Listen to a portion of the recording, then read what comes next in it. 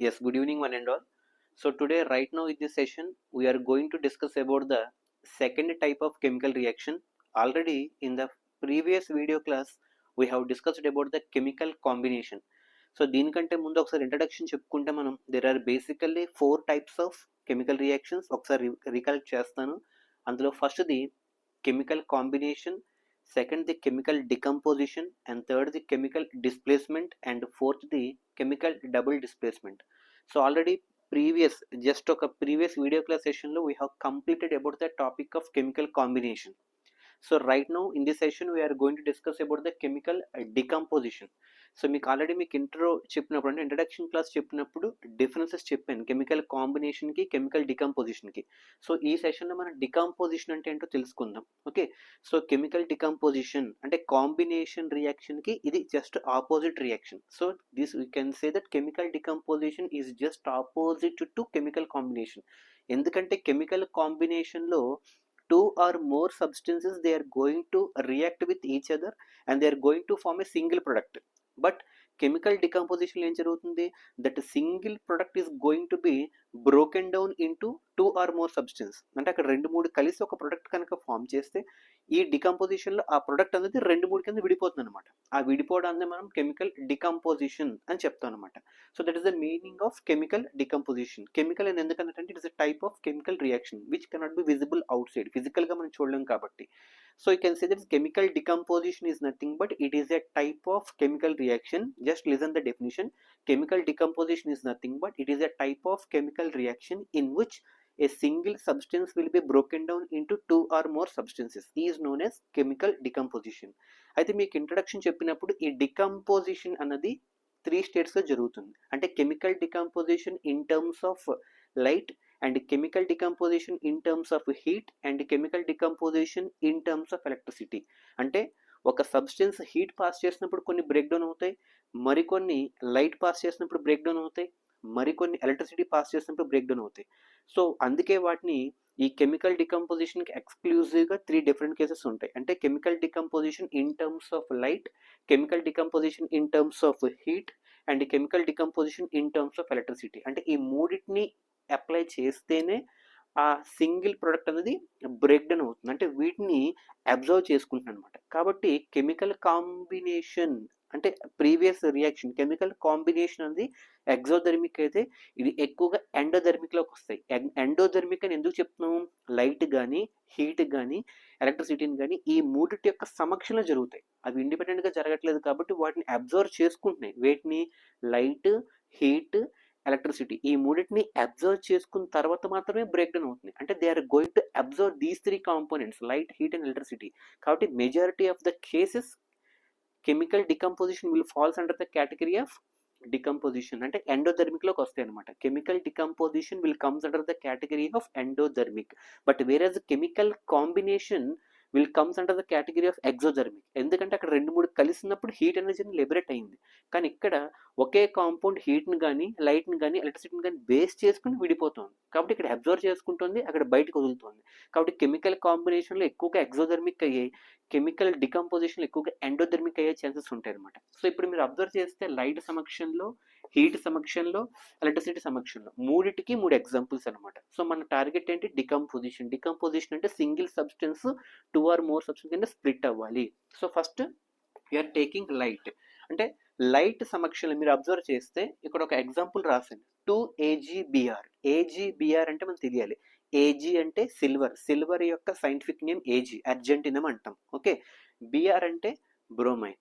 So silver bromide అంటుందని ఏమంటాం? Silver bromide. 2AgBr అంటే single substance అనమాట. AgBr అనేది ఒక సింగిల్ సబ్స్టెన్స్. AgBr అంటే సిల్వర్ బ్రోమైడ్. ఓకే, అందులో ఏజీ అంటే సిల్వర్, బిఆర్ అంటే బ్రోమైడ్. సో ఈ AgBr అనే ఒక సింగిల్ సబ్స్టెన్స్ దీని మీద కనుక లైట్ కనుక పాస్ చేయగలిగితే, అంటే whenever you are going to expose that AgBr towards light సమక్షంలో కనుక మనం దాన్ని కనుక ఓపెన్గా ఎగ్జిబిట్ చేయగలిగితే this compound will be splitted into 2 compounds. Split అవుతుందో లేదా చూసుకోండి. ఆ స్ప్లిట్ అవడం అంటే ఏంటి? విడిపోవడం. విడిపోవడం అంటే ఏంటి? డికంపోజిషన్. ఎలాగా? కెమికల్గా, మన కంటికి కనబడదు కాబట్టి. ఇప్పుడు అర్థందా లేదా? సో ఇక్కడ సింగిల్ కాంపౌండ్ అంటే 2AgBr Okay, due to the action of the light, it is going to be decomposed into two parts. One is Ag and another one is Br. So silver కింద bromide కింద decompose అయిందా లేదా? Ag అంటే silver, Br అంటే bromide, అంటే 2AgBr is going to B decomposed into 2Ag plus Br2. So due to the action of the light. Okay, దీన్ని బట్టి మనం ఏం చెప్పొచ్చు, ఇక్కడ ఈ ఎగ్జాంపుల్ కింద సిల్వర్ని ఎందుకు తీసుకున్నాం, దీన్ని బట్టి మనకు పాయింట్ అర్థమవుతుంది.